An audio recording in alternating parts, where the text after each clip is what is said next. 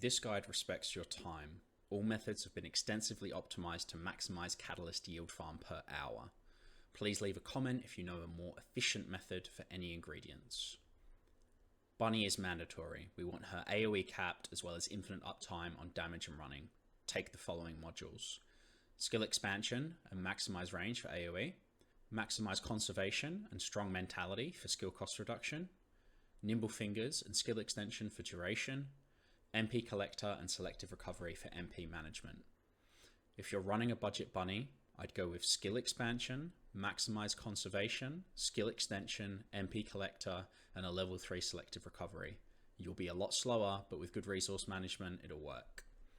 Try to run a sensor with MP Recovery in combat and Max MP, with a consumables drop rate increase when required. Memories can also have flat MP Recovery, but the numbers aren't great, so don't worry too much. Let's farm.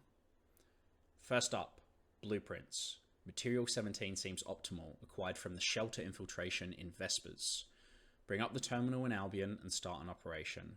Running it solo takes about 3.5 minutes when optimized.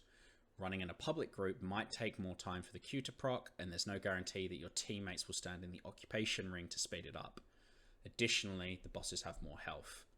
I'd imagine a coordinated group of 4 people speed running the infiltration could reliably get their time down to 2.5 minutes. Running with a friend, we managed to get our times down to just 3 minutes, with my best solo run at 3 minutes and 23 seconds.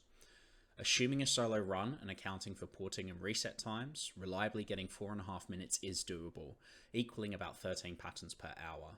This number is convenient to reference too, since they have a 15% chance each to yield a blueprint, so around 6.6 runs on average per. Once you have the patterns, you'll run normal Executioner to open them. Optimal strategy here seems to be the same as infiltration. Load in, kill, open, port to Albion, rerun. Open to open took me 90 seconds, which isn't a trivial amount of time, but cracking 40 patterns should yield about 6 blueprints on average, and it would take about 3 hours to farm them if you're semi-serious. That's 4 hours for 6 catalyst blueprints, or 1.5 per hour. Running in a duo or more should get you 2 blueprints per hour, which is pretty great yield. Next, Murky Energy Residue. Solo hard mode unknown lab, no mods. Run to this elite located about 3 minutes into the infiltration. He's going to drop you around 15. You only need 8 for a craft, so getting these is pretty trivial. Macromolecule Biogel. There are 2 hard mode strategic outposts in Echo Swamp that drop these. It's the only 2 places to get them.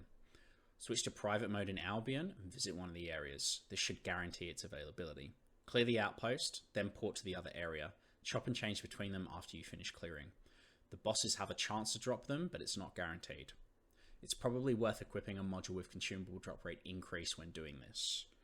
You'll get 10 on a drop and the craft requires 22. It's a little tedious, but at the same time, you'll drop 80 and 82 patterns, which have a 20% chance at giving you catalyst blueprints and they're open via the void fusion reactors, so that's nice and pretty efficient. Mixed Energy Residue. These are gathered from encrypted vaults. Find another guide if you're unsure how encrypted vaults work. Ideally, you'd have a rotation to maximize the usage of the consumables, since everyone in the area gets loot, but one way or another, you'll want to have Enzo. You can run these solo if need be, and consumables shouldn't be too much of a bottleneck given you farm content somewhat consistently. Normals yield 1.5, Precisions yield 2.5, and Ultra Precisions yield 3.5. I did some quick maths on my available stockpile and I have enough for 200 mixed residues, which is 25 catalysts.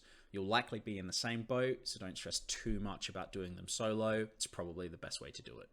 In terms of efficiency, porting in and out of Mirage Stone seems optimal since 2 vaults are very close and the third potential location isn't far away either.